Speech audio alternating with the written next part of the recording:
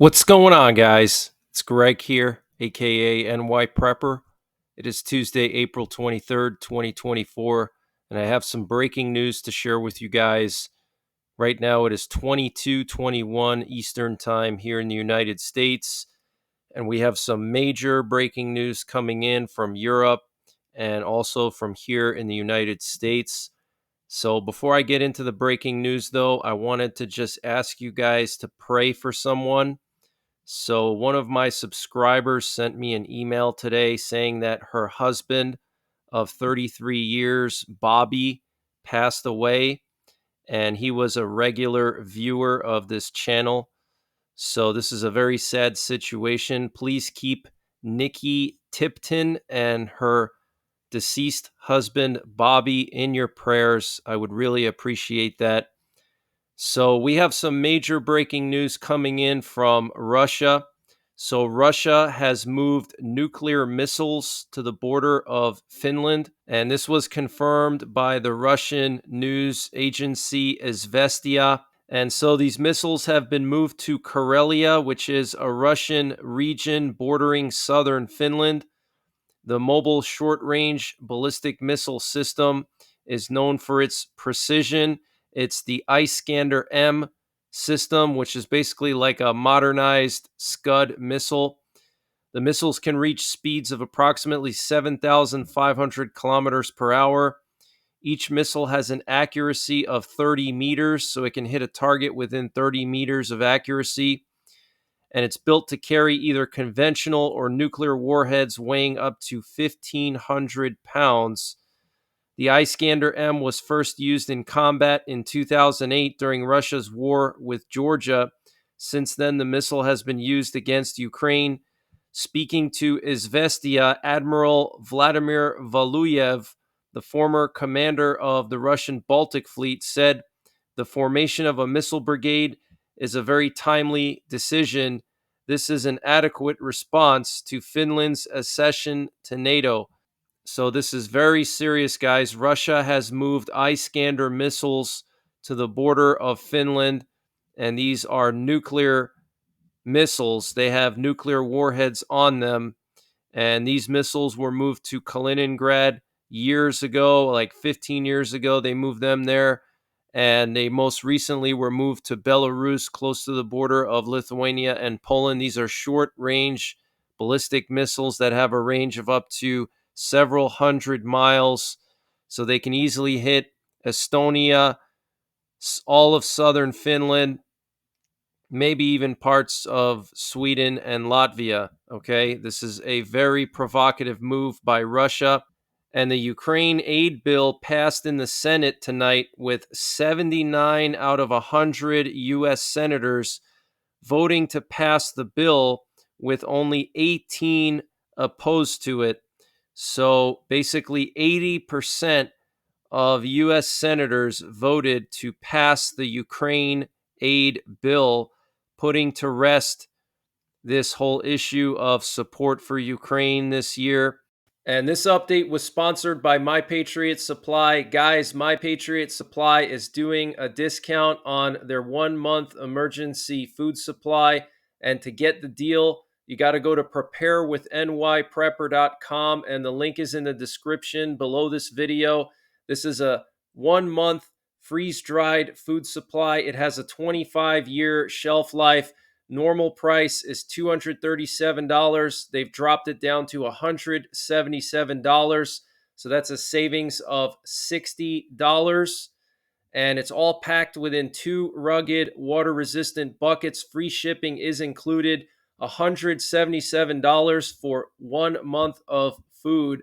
Where are you going to find a deal like that? They also have a general store, and they're always running discounts in their general store on various prepping and survival items. They have everything from MREs, potassium iodide, to survival seeds.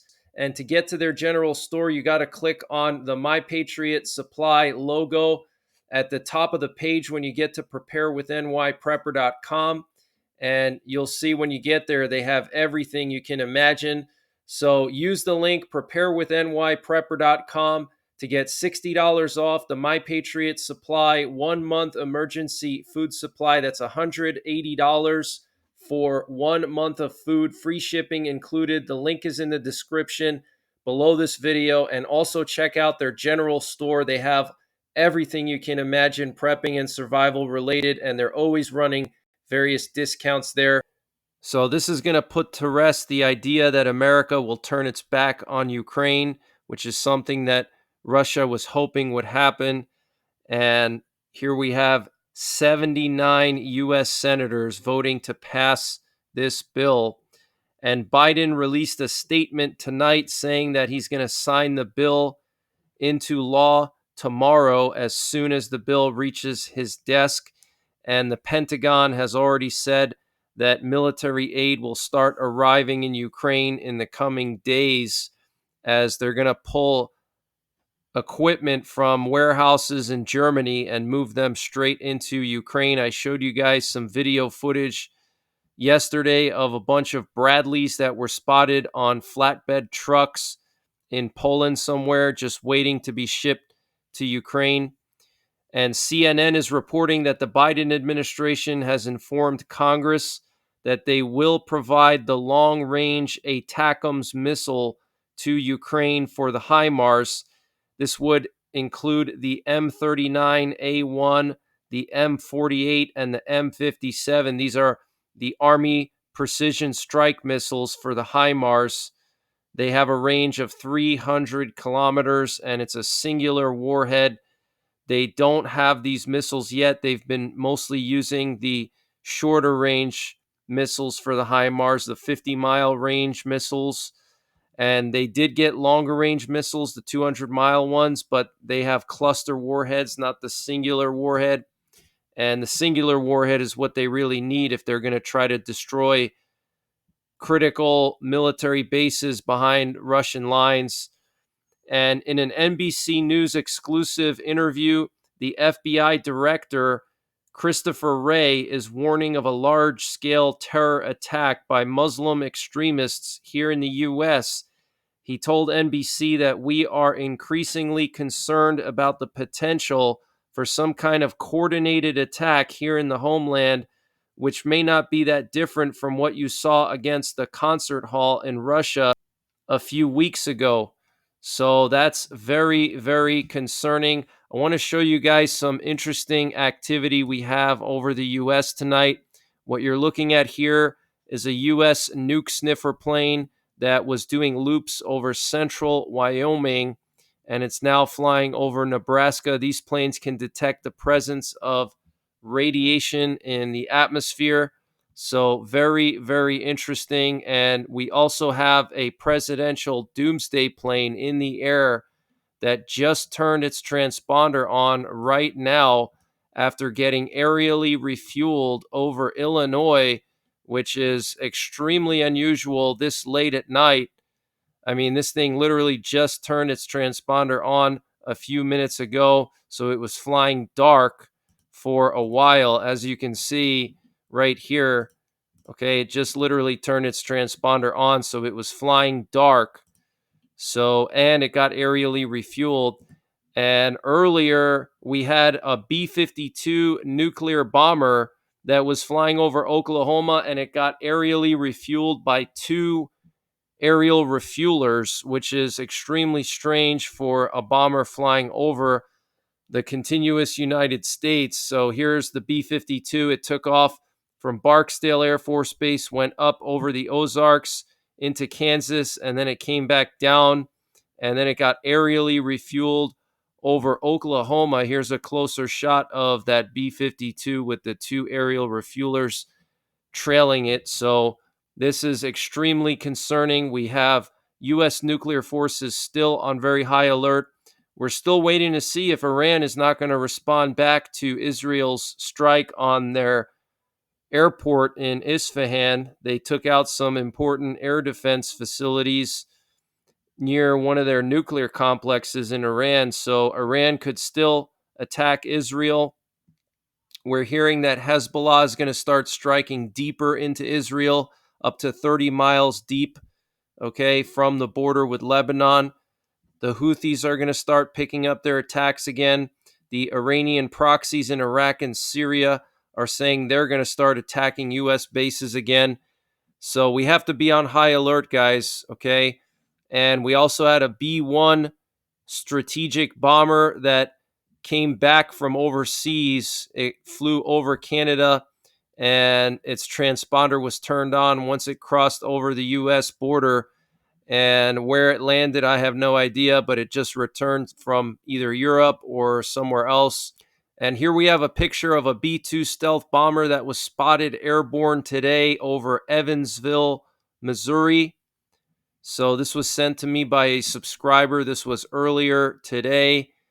And we had some unusual activity off the U.S. East Coast today. Potentially, there was an enemy sub, maybe a Russian sub off the East Coast.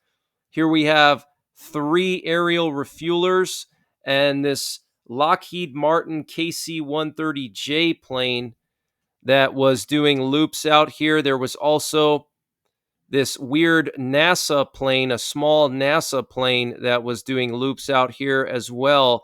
And then earlier this afternoon, we had several P-8 Poseidons in this area right off the coast of Assateague Island. And this is another shot here. You can see a reconnaissance drone patrolling the Delmarva Peninsula. You can see this NASA plane here, or drone, right near where the KC-130J was flying. So something's going on here, guys. And this was earlier in the afternoon. 2 P-8 Poseidons and a recon drone in this area here. And apparently the U.S. isn't worried about China's future stealth bomber, according to a Department of Defense intelligence official who spoke to reporters on the condition of anonymity. The thing with the H-20 is when you actually look at the system design, it's probably nowhere near as good as the U.S. platforms, particularly more advanced ones that we have coming down. They've run into a lot of engineering design challenges in terms of how do you actually make that system capability function in a similar way to a B-2 or a B-21, the official said Monday. The U.S. official also cautioned that China has been saying for years this bomber is coming soon. Even if China publicly unveils the bomber to show off military prowess, that doesn't necessarily mean it actually delivers them the kind of capability that they would need or at the quantity that they would need, the official said. So basically, he's saying the Chinese stealth bomber situation is just all a bunch of fear-mongering and a bunch of BS, which I would agree with. You know, building a good stealth bomber takes a long time, and we invested billions and billions and billions of dollars in our stealth bomber fleet. And for China to think that they could just easily duplicate that, they're mistaken. And the Speaker of the U.S. House of Representatives, Mike Johnson, will visit Jewish students and hold a press conference on anti-Semitism at Columbia University tomorrow. And this comes after pro-Palestinian protesters and even Columbia University staff and faculty were seen blocking Jewish students from moving around the campus on the first day of Passover. So this is extremely concerning. We have a major Ivy League school here in the U.S. basically allowing anti-Semitism to run rampant on their campus. Okay, and the same thing was happening at New York University, NYU. So just keep that in mind if you're thinking of sending your kids there. Not only is it ridiculously expensive, but the school is run by a bunch of anti-Semites and anti-Americans and probably anti-Christians too. And the White House is now considering declaring a national climate emergency, which would give Biden COVID-like powers. Okay, so this is very serious. We have to keep an eye on this. If the White House declares a national climate emergency, that could mean that they could do things like ban fossil fuels and other things. And I want to show you guys this interesting video of a robot dog that had a flamethrower attached, and Basically, this thing is a weapon now. Okay, this is extremely concerning.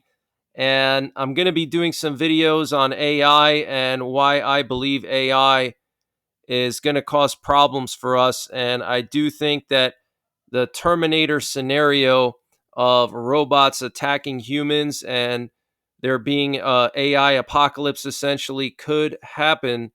Okay, look at this thing. This is just absolutely insane. It's like something out of a movie.